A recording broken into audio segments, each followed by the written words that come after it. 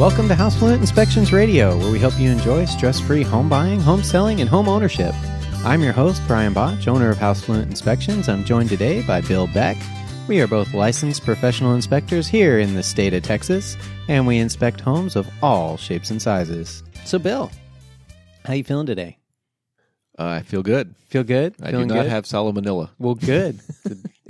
That's a good thing. Yeah. My wife is recovering nicely from the salmonella. That's not fish. No, that's not fish. That was kind of a harrowing experience a bit. So, Bill, how do you feel about Collin County right now? I feel because that's where you live. I mean, your home is Collin County. I love Collin County. Yeah. Feeling pretty crowded, but it's getting a little tight here. It's getting a little tight. Getting a little squished. So, how many residents do you think there are in Collin County right now? If you had to guess, over 1 million, probably. Yeah. So you are on track by 2050 to be at 2.4 million people. It's one of the fastest growing counties in the DFW area. Hold on, I'm trying to think I'll still be alive. It's going to be close. It's going to make the traffic kind of interesting, huh? Oh, it's great already. I can't imagine. We're going to be flying by then, right? Yeah, it's all Jetsons by then, right? We're going to be droning it to work. Anti-gravity belts? Yeah. Actually, by then, no one will go to the office, so we'll have our own personal robots doing it at work for us. The clones. The clones, yes.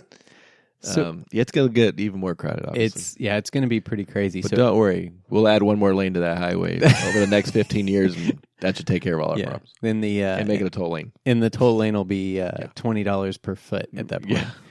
Yeah. So interestingly, Texas as a state gained more than 3.5 million people from April of 2010 through July of 2018. And we are the fastest growing state in the nation. And it's equivalent to 1,000 new residents a day coming in, with about a third of those moving to our area, and your county being the most popular place for people to come. Jobs. That's right. Jobs. Thank you, Toyota. Yeah. Among others. They were. So it actually makes us the fourth largest metro area in the nation, and we're well on our way to being in the number 3 spot. And Dallas is right now at the 9th largest city, and it's on its way to being the 3rd largest city behind LA and New York. How you feeling now? Yeah, I feel wonderful. I mean, depending on what you do for a living, I guess it has its pluses and minuses. But hey, it's great. It means people are moving in. They're going to need houses, and houses are going to need to be inspected. So that's great for us. I don't like people that much, though, and that's part of the problem, especially when I'm driving. They are not my friend. Yeah, the driving does. You know, I'll tell you, I went to a different grocery store last night to get some stuff, and the entire experience was off-putting because not only did I not know where anything was in the store, but it seemed like everybody in the store went out of their way to try to run me over. So I don't know if it's just that area of town was a little more hoity-toity, and it's actually the sign you have on the back of your truck. That with the more crowding, the courtesy part has definitely gone out of the way. It certainly has. The grocery store has become just like our highways, where it's okay to change 4 lanes at a time while looking at your phone. Yeah. While your foot's out the window. It's all good. Yeah, I'm the only one on the road. Yeah, and it's going to get worse. So our area right now, we're at around 8 million people. By 2050, they're expecting that to be at around 12 million total for the area. Awesome. And so we're going to be gaining quite a lot of people in the next few years. And so I thought we'd talk about some of the interesting things that are happening with folks moving in, right? So we have people moving in from all over the country, and they're used to housing being done in different ways in different parts of the world. So we get a lot of questions about basements. We get a lot of questions about crawl spaces, foundations, all sorts of things that people don't. Bugs. Big snakes, bugs, rabbits, snakes, squirrels, bugs, hail. Why does this fall from the sky? Tornadoes. What is that siren going off? What does that mean? Yes. Should I be scared? No, just go outside and take photos like the locals. You'll be fine. Yeah, exactly. So just film it. Buy a bigger hat. we'll go ahead and start the show with just talking about some differences between here and some of the other areas of the country in terms of the way houses are constructed, and maybe answer some of the common questions we get from folks that are relocating. Remember, you can always tweet at us at HouseFluent. Use that hashtag #MyHomeQuestion. We try and get to those on the show. You can also find us on Facebook and Instagram or at housefluent.com.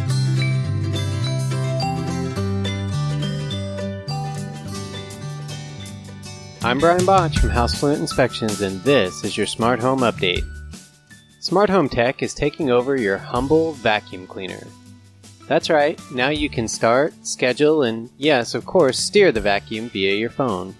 A connected vacuum wouldn't be worth it, though, if it didn't actually pick up the dirt, pet hair, and other things of day-to-day life.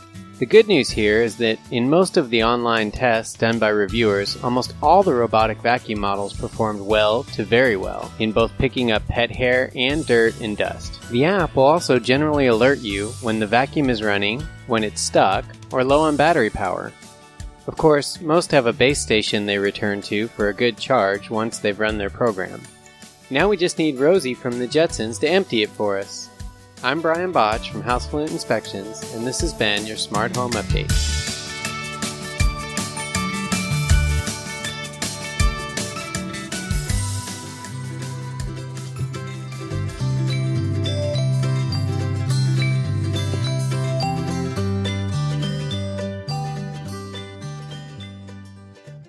All right, Bill. So we're going to talk about relocations today. And we have a fair number of our clients, actually, that relocate from other areas. So we do some pretty unique things for our relocation clients. So many of them are actually out of town. They're not here for the inspection. And we're actually able to set up a virtual walkthrough where we can all be on basically, for lack of a better term, a webinar, and viewing our report together and talking about all the issues that we found in the home. We can view the pictures together. We can view the videos together. That's one of the benefits of our reporting system being online, is we actually have the ability to walk you as a client through everything on the report as if you were there in the home with us, which is a nice benefit. Which is great because we're usually sitting at like Sonic getting a drink. Yeah, cherry limeade in the car with the laptop between us. That's right. But, it works. And our clients they do really appreciate that, not only the time to talk with the inspector, but also, the imagery and the actual walkthrough of the issues, along with, a verbal explanation of what they're reading.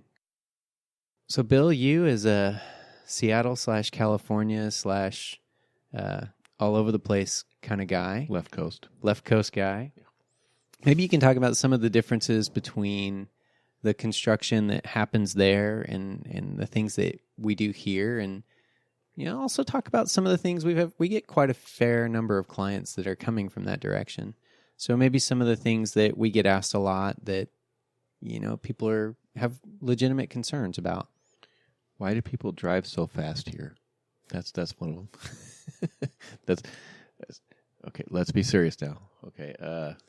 I'd say one of the big ones is they are not used to slab foundations. They're used to pier and beam, and of course everything they read about a slab foundation in Texas makes them scared to death, and their house is going to collapse at any moment and fall into the ground.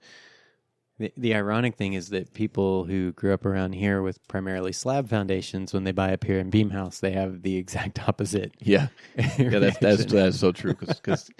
Which is funny because you actually have a few more options with the pier and beam, other than it, is like, it daily changes, the direction of your floors. But I mean, what you're getting yourself into, I guess, a little more with a pier and beam house. Whereas with a slab foundation, they do require, I don't say more maintenance, but they require some also. They both require maintenance, obviously. But it seems to me it's a little easier on a pier and beam house because you can go under and, change your elevations, not easily, but you can't do that with a regular foundation, or a slab. Sure. That I'd say that was one of their big concerns, is usually the foundation. The other one would be is probably the roof, just because they know, or they've heard, or they've read about our weather, and that makes them nervous. So yeah, these large chunks of ice falling from the sky are kind of new to them. Yeah. The other one is HVAC. We get a lot of those questions. Definitely HVAC, Yeah. just because I grew up, and I lived in Seattle for many years and grew up in California, and we didn't have AC in any of our houses. Now, a lot of those houses now, I think, do have AC or some sort of AC just because it's gotten warmer or whatever, or we're weaker, either way. But maybe a little bit of both. AC is definitely the big one here, or they're not aware of how big of an importance AC is here till they've been here, especially depending on what time of the year they move here. Yeah. If they move here in the winter, they probably are like, oh, this isn't too bad. It's coming. It comes. It's a coming. And it's funny, too, because, what was it, 2 weeks ago? It was 70 degrees, and then it was... It was so nice, and we had nice, calm weather, and then we went to sleep, and we woke up, and it was 95 with, 94% humidity. Yeah, I wasn't a walking sponge 3 weeks ago. Now you could just wring me out. Yeah. So it's awesome. So there's not much of a transition here. It goes from really nice, pleasant weather to surface of the sun 15 feet away. It does make me curious about how many people relocate here. Relocate again after their first year here. Yeah, maybe, right? Because it's like, I know there's jobs here, but wow, there's a price to be paid for this, Yeah, for sure. Well, that, and they can't figure out where the mountains are. Where are the mountains? I can't see any mountains. They're on West Texas. You're in the wrong side. way, way West Texas. Yeah. No. I have a buddy who moved here from Colorado, and it was funny because they moved here, and he used to tell me I get lost all the time. I'm like, how can you get no landmarks? Yeah, this is the age of GPS. Mm-hmm. How do you get? He said, well, you have to understand, Brian. When I was in Denver, the mountains were always on the west. I always knew where I was. That's so true. Here, your only way of knowing where you are if you don't know where you are is water towers. Yeah, that is your. And I never even understood that it took gravity to make water pressure till I moved here, because you never see the reservoirs on the West Coast. They're up on a mountain or on a hill. Oh, yeah. And you don't see them. And then you come here and you're like, why are they all up high? Why are they like that? And you're like, oh, it's the gravity makes the pressure and the weight. And I never knew that because you never saw them. You never saw them anywhere. Yeah, it's just not something you really think about. No. People here, I think they just think it's some kind of advertising for the cities, the new people. Oh, is that for advertising? Yes. We make big steel domes with the city name on it. But I did the same thing. Yeah. Well, we get people also asking about basements. And we do actually, surprisingly, we have a few around here. We don't have a lot. We've actually looked at They're called basements. Swimming pools. Yeah. They definitely can be called that. But no, I mean, we do have some here. They're rare. They're very, very rare. We typically see them in larger buildings, multifamily buildings like condos, townhomes, things like that. You see them in a lot of commercial buildings downtown, but not a lot in houses, although we have looked at a few. And usually when you see them in a house here, they're a walkout basement that's been sort of cut into the side of a hill, something like that. Why is that, Bill, that we don't have a lot of basements here? I would assume it's our soil, but I would assume that's the biggest reason. Yeah, it is. So we have in Texas, we have something called, or at least in this part of Texas, expansive soils, which means that our soil actually absorbs. Yeah, I can't talk today. It's a new word, absorbs. It means that our soil actually absorbs moisture and expands, and then as moisture disappears, it contracts. And it does it at a pretty phenomenal rate, and it puts a ton of pressure on whatever it is that is being squeezed by that. So if you can imagine having a basement, with a lot of horizontal pressure on it after a real good, solid, choking rain, you can definitely have some issues there.